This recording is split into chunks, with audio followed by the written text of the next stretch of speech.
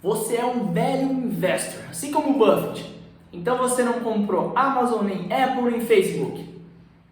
Ou melhor, você é um growth investor. Você compra exatamente o que todo mundo está comprando e você ainda espera superar o mercado.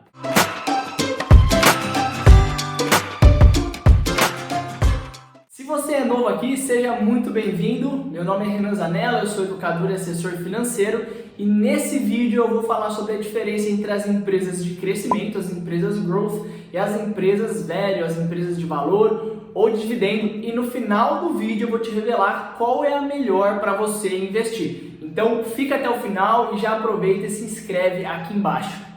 É importante você entender que tanto a abordagem de valor quanto a de crescimento são abordagens fundamentalistas para a avaliação de uma empresa. E a gente não consegue, de uma maneira matemática, exata, distinguir o que é uma empresa de valor e o que é uma empresa de crescimento. Mas existem algumas características que as diferenciam e isso é importante para a gente poder balizar as nossas expectativas com aquilo que essas ações vão entregar de retorno. Então é importante você ter essa distinção para você poder ajustá-la com o seu perfil, para você poder ajustar com o retorno que você está buscando e para você também entender qual é a melhor diante do cenário econômico que a gente está vivendo. Então vamos lá entender quais são as diferenças e como que a gente pode separá-las. A abordagem de crescimento é uma abordagem mais veloz, mais furiosa e foi a mais bem sucedida dos últimos anos, da última década especificamente. Enquanto que a abordagem de valor, no estilo Warren Buffett, que você já ouviu falar, temos até um vídeo no canal falando um pouco das técnicas e da filosofia de Warren Buffett, é uma abordagem mais calma, mais tediosa, mas que se provou ao longo da história e no final eu vou te mostrar alguns gráficos comparando essas duas abordagens.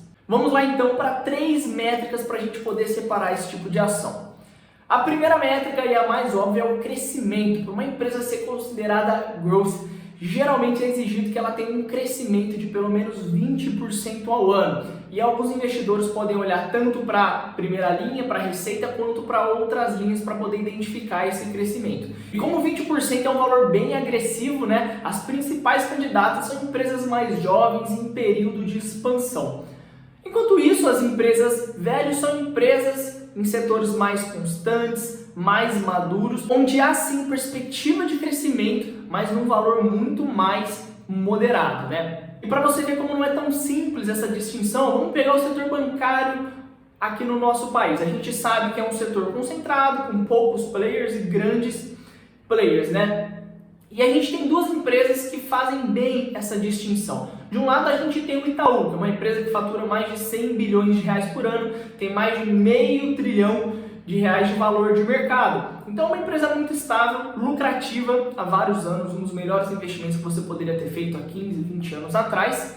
Mas é uma empresa que dificilmente vai dobrar de valor, não vai passar de meio trilhão para 1 trilhão, pelo menos não num espaço curto e médio de tempo. E do outro lado a gente tem o Banco Inter, que é do mesmo setor que o Itaú, mas é um banco que, apesar de ainda dar prejuízo, ainda não ser rentável, só no ano passado cresceu em mais de 100% a sua base de clientes. Então no mesmo setor a gente tem empresas com características mais perenes, mais estáveis e empresas que apresentam um alto crescimento.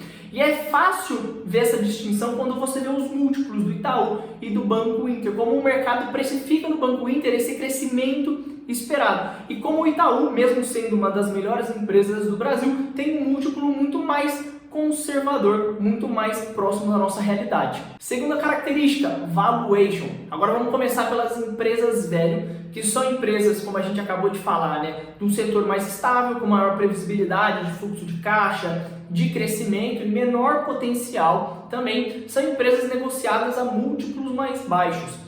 E aqui, o grande princípio por trás dessa filosofia, principalmente o Value Invest, né, é de comparar o valor intrínseco de uma empresa a partir de diversos métodos e o valor de mercado. Independente se essa é uma empresa que vai apresentar muito ou pouco crescimento, todas as vezes que a gente acha uma distorção, ou seja, todas as vezes que o valor intrínseco é maior do que o valor de mercado, isso significa que a empresa está sendo negociada a um preço barato e aí surge uma oportunidade. Alguns exemplos de empresas desta modalidade, por exemplo, são as nossas empresas aqui no Brasil do setor elétrico, Engie, Taesa, até a Eletrobras, mas a gente tem também outras empresas de setores cíclicos do setor setores de consumo, como Coca-Cola, o próprio Bank of America nos Estados Unidos, P&G, que são empresas negociadas a múltiplos bem mais baixos. E o indicador mais simples que você pode olhar para conseguir verificar isso é o PL, o preço sobre o lucro.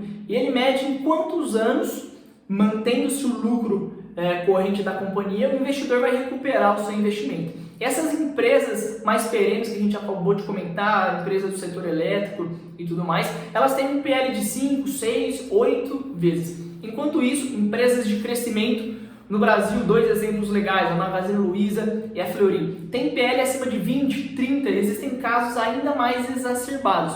Isso por quê? Porque os investidores estão precificando um crescimento muito acima da economia e esse crescimento já é embutido no preço hoje. Então, empresas velho costumam ter uma relação risco-retorno melhor. Terceira característica para você distinguir essas duas classificações: volatilidade.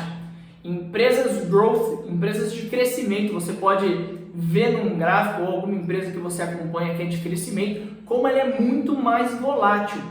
Isso porque esse tipo de empresa que os investidores estão precificando é o futuro. O que eles estão olhando é lá para frente, tentando antecipar o crescimento, aquilo que vai acontecer com elas, o aumento da receita, o aumento do lucro e trazer valor presente.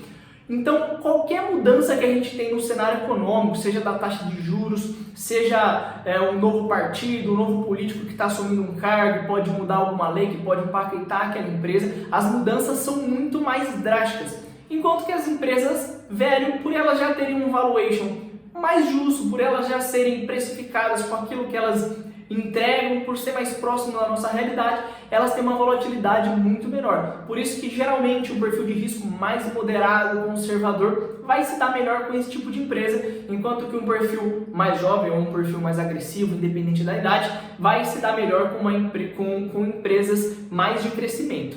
E uma quarta característica que eu quis adicionar para clarificar tudo que a gente falou, mas ela não é decisiva, é o pagamento de dividendos. Antes de tudo, o que é o dividendo? O dividendo nada mais é do que uma parte do lucro que aquela empresa tem, que ela distribui, ela devolve para os seus acionistas, você que detém ações daquela empresa. E parece ser lindo, né? Você é acionista, recebe um dinheiro na sua conta todos os meses ou trimestralmente. Mas, muitas vezes, o que os dividendos sinalizam é que aquela empresa já não tem mais para onde crescer.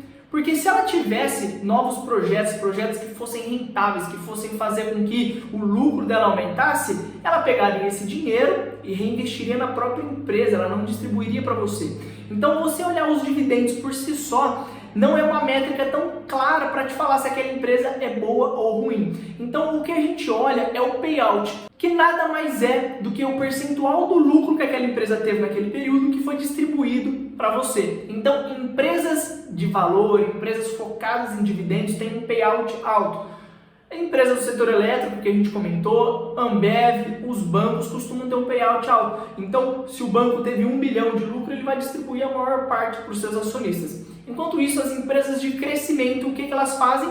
Como elas enxergam muito potencial, como elas têm projetos para serem desenvolvidos, novos mercados para elas conquistarem, novos produtos para serem lançados, elas pegam esse lucro e ao invés de distribuir para o acionista, elas preferem reter o lucro e utilizar para poder potencializar o seu ganho. Então essa é mais uma característica que facilita para a gente distinguir esses dois tipos de empresas.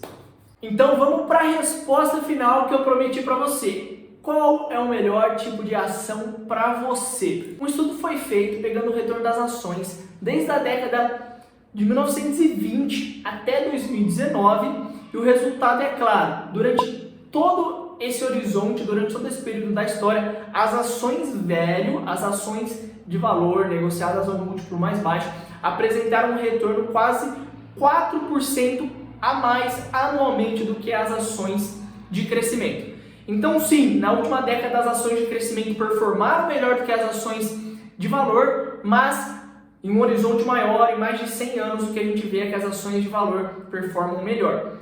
Mas aqui eu quero deixar uma ressalva para você. As ações que mais subiram durante toda a história foram ações de crescimento. As ações que multiplicaram o capital do seu acionista por 20, 30 vezes foram ações de crescimento. Então, qual é a estratégia, qual é o insight aqui? Se você quiser montar uma carteira diversificada, você pode escolher as ações velho, montar uma carteira com 8, 10 ações, utilizar ETFs, utilizar fundos e ter uma carteira diversificada sabendo que ela vai ter um bom retorno. Mas se você quiser achar aquelas ações que vão fazer o seu patrimônio crescer por 5, 10, 15 vezes, ao invés de você investir em 20 ações de crescimento, 30 ações de crescimento, o ideal é você estudar bem e conseguir escolher aquela que mais vai crescer e mais vai concretizar todo aquele potencial esperado. Então, ações velho, uma carteira diversificada e recheada, vai cumprir muito bem o seu papel, mas quando você for escolher ações de crescimento, estude bem e tente escolher aquela que, se der certo, se ela for o novo Google, a nova Amazon, ela vai multiplicar o seu capital por 20, 30 vezes. Eu quero saber se você já tinha parado para pensar nessa diferença, se você, em qual tipo de empresa você prefere investir. Deixe seu comentário aqui e manda para um amigo também que precisa investir melhor. Até a próxima!